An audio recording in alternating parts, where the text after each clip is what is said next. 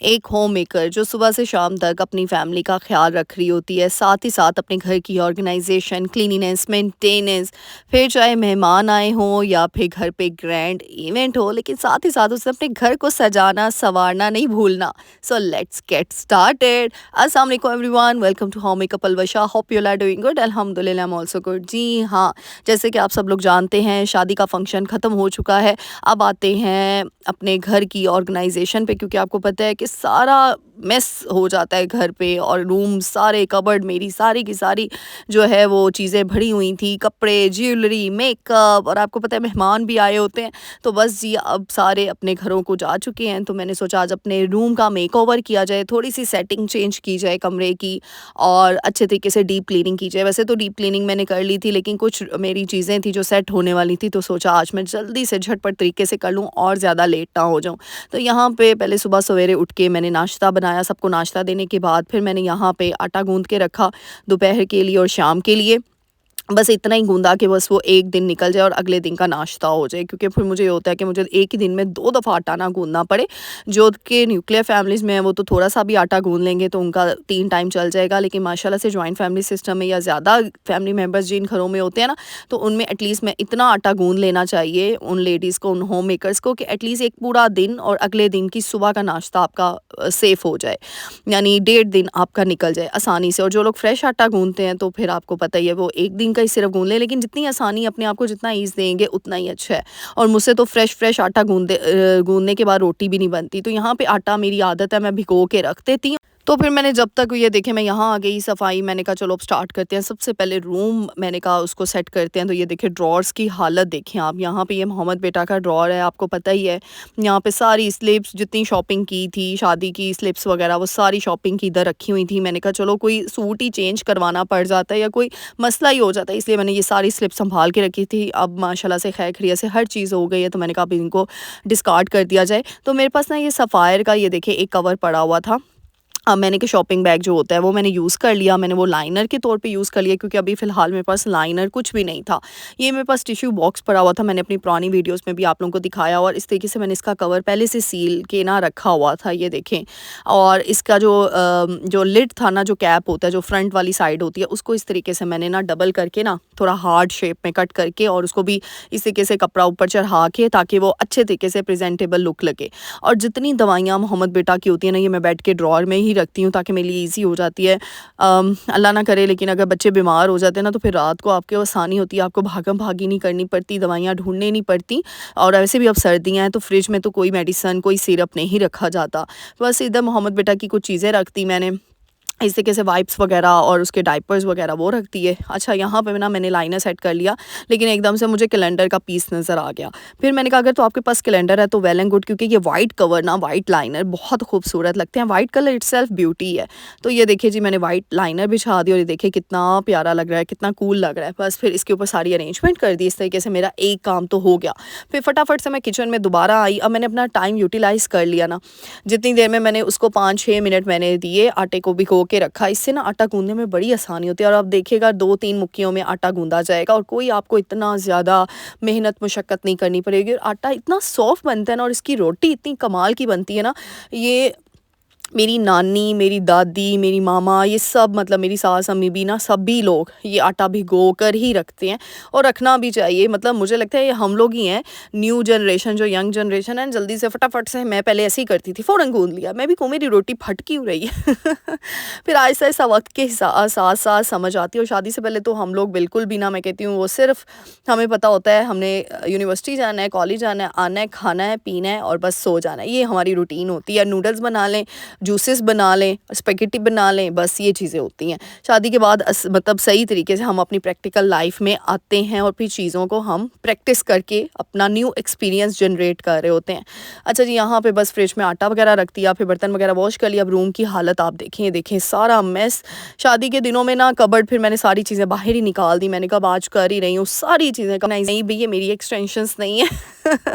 बस आप ना जब तैयार होते हैं ना, तो फैमिली में, घर में और भी फैमिली मेम्बर्स होते होते हैं जो आपके रूम में आके आपका रूम यूज़ कर रहे होते हैं। फिर सबका ना कुछ मेकअप पड़ी हुई थी चीज़ें, मैंने कहा चलो आज उनकी चीज़ें उनको वापस कर दी जाएँ। तो एक्सटेंशंस पड़ी, मैंने कहा उनको वापस दे दूँ, मेरे अपने लंबे बाल हैं अल्हम्दुलिल्लाह, मैंने कभी भी एक्सटेंशंस नहीं लगाई हैं। और मैं कहती हूँ लंबे बालों का मज़ा यंग लाइफ में ही है, आगे बुढ़ापे में तो बाल छोटे-छोटे होने ही हैं। तो मैं जब भी छोटे बाल करवाने की कोशिश करती हूँ ना, मेरी मामा मुझे रोक देती हैं, मुझे फ़ोन करके कहती है तुमने बिल्कुल नहीं कराने, क्योंकि तुमने जब बुड्ढी हो जाए ना तब तुम्हारे निक्के-निक्के बाल होने। तो फिर ना इसीलिए ना मैं ना बस मैं कहती हूँ चलो जवानी का यही है ना सिंगार। अच्छा, यहाँ पे मैं थोड़ा-सा कम बोलना और थोड़ा-सा स्लो बोलना शुरू हो गई हूँ, क्योंकि मोहम्मद बेटा को मैंने अभी सुला दिया है और आज मैं बड़ी मुश्किल से वॉइस ओवर कर रही हूँ। अच्छा, जब फिर इसके बाद ये देखिए डस्टिंग वगैरह मैंने कर दी, बेडशीट जो है वो मैंने अच्छे तरीके से सेट कर दी, क्योंकि मैं कहती हूँ कि पूरी सफाई हो जाए और सिर्फ डस्टिंग ना हो तो आपका घर बहुत ही ज़्यादा ना मुझे नहीं अच्छा लगता। पता नहीं क्यों मुझे कुछ हो रहा होता है। अगर आपका सारा खलारा पड़ा हो और आपने सारी सफाई की हो, साफ़ सुथरा फर्श हो, लेकिन सारा मेस क्रिएट हुआ हो ना, मुझे तसल्ली नहीं होती। फिर बस ब्लैंकेट वगैरह आजकल पता है सर्दियों में आपको पता है मोटी मोटी बेडशीट्स, मोटे मोटी ब्लैंकेट्स आप लोग यूज़ करें। और आजकल बहुत ठंड पड़ गई, अपना और अपने लव वंस का, प्यारों का, बच्चों का ख्याल रखें, बाहर कम से कम निकलें और घर में जो है ना वो मोटे मोटे कपड़े पहन के, सोक्स पहन के रखें, अपने बच्चों को इनर्स पहना के रखें, वो जो होती हैं ट्राउज़र्स, और इस तरीके से वो बच के रहें। आमीन, अल्लाह ताला सबके बच्चों को अपने हिफ्ज़-ए-मान में रखे।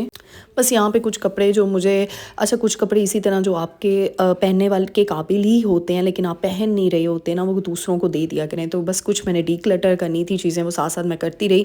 कुछ चीज़ें ऑर्गेनाइज़ करके हैंग करके मैं रखती रही। और ये देखिए इतने शॉपिंग बैग्स मेरे पास इकट्ठे हो गए थे ना, इन सबको मैंने डिस्कार्ड नहीं किया क्योंकि आगे जाके मुझे इनकी ज़रूरत पड़ती है।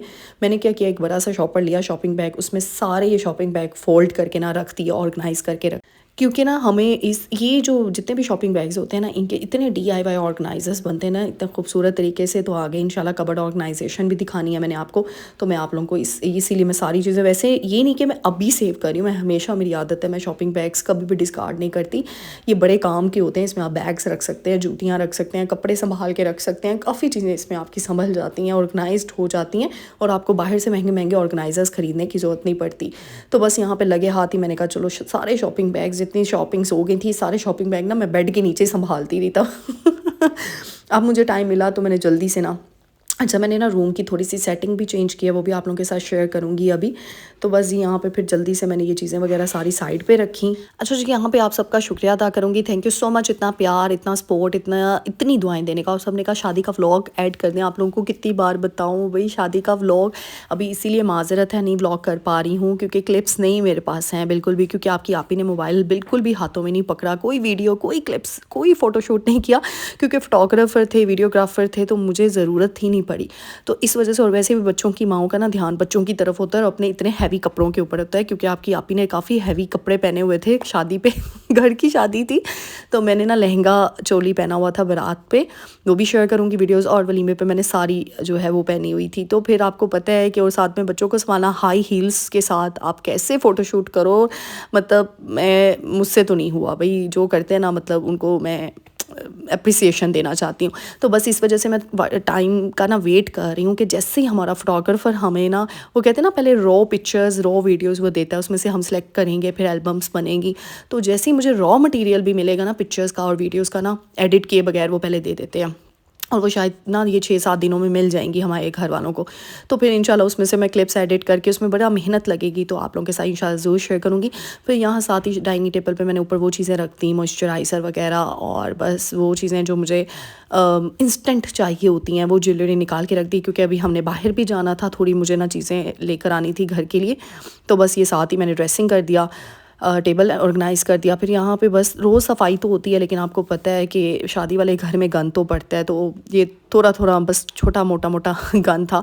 तो बस आपको पता है मैं बैठ के झाड़ू लगाती हूँ, लेकिन अभी वीडियो बनानी थी, इस वजह से मुझे खड़े होकर लगानी पड़ी है, लेकिन ये भी सही है। साथ में ये देखें मैं ये लेकर आई थी, ये इसको हेल्पर बोलते हैं, क्या बोलता है, आसानी से वो देखें सारा गंद उसने पिक कर लिया, और ये बड़ी आसानी होती है। वो ना जो खड़े होके झाड़ू नहीं लगाते, वो लंबा सा वो ले आए, वो मेरा टूट गया था बेचारा, ख़त्म हो गया था, वो मैंने अपने यहाँ लेकर आना है।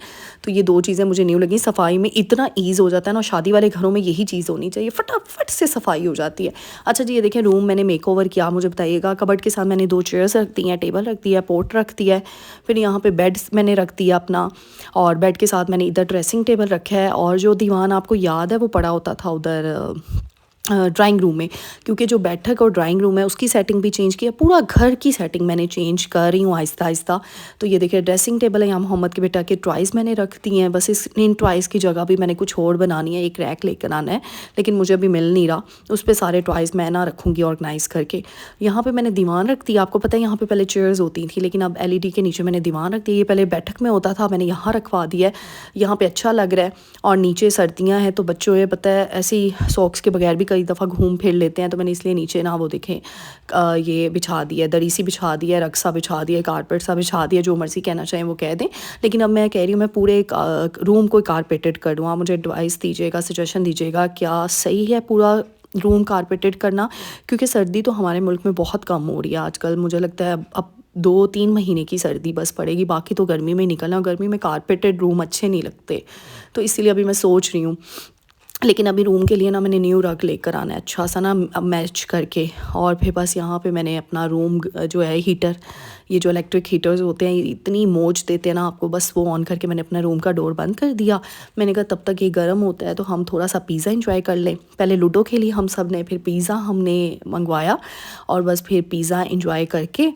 और इसी तरीके से हम होम मेकर्स की रूटीन होती है जिसमें थोड़ा सा स्ट्रेस भी होता है, काम काज भी होता है, इंजॉयमेंट भी होती है, खेल कूद भी होती है। भाई हाँ, वही खेल कूद, अपने आप को इतना बड़ा भी ना समझे। मुझे ऐसे लगता है छोटी छोटी खुशियों को जब तक हम इंजॉय नहीं ना करेंगे तब तक हम कामयाब नहीं होंगे। कामयाबी सिर्फ पैसा, शान और शौकत, बड़े बड़े महल नहीं होती। कामयाबी होती है सुकून वाला दिल, ज़मीर मुतमईन। बस जिस दिल में सुकून है ना और जो ज़मीर आपसे मुतमईन है, वो सबसे बेहतरीन ज़िंदगी है आपकी। जब आप रात को सोएं तो आप शुक्रगुजारी करके सोएं और आपके दिल में और ज़मीर में कोई ऐसी बात ना हो जो कि आपको सोने ना दे और जो आपका चैन जो है वो छीन ले।